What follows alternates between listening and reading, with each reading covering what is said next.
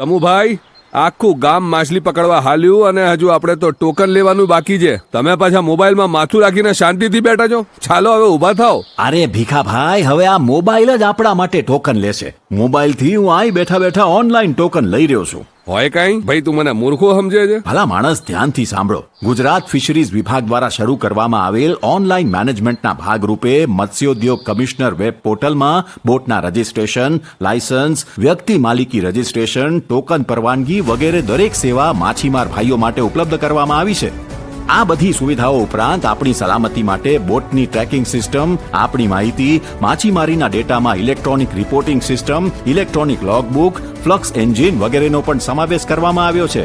તો આપણી સુવિધા અને સલામતીનો સાચો સાથી છે ને ગુજરાત મરીન પોલીસ. એકદમ સાચી વાત હો ભાઈ. આપની સજાગતા અને તકેદારી આપે દરિયાઈ સુરક્ષાથી રાષ્ટ્ર સુરક્ષાની ખાતરી. ગુજરાત મરીન પોલીસ દ્વારા જનજાગૃતિ માટે પ્રસ્તુત.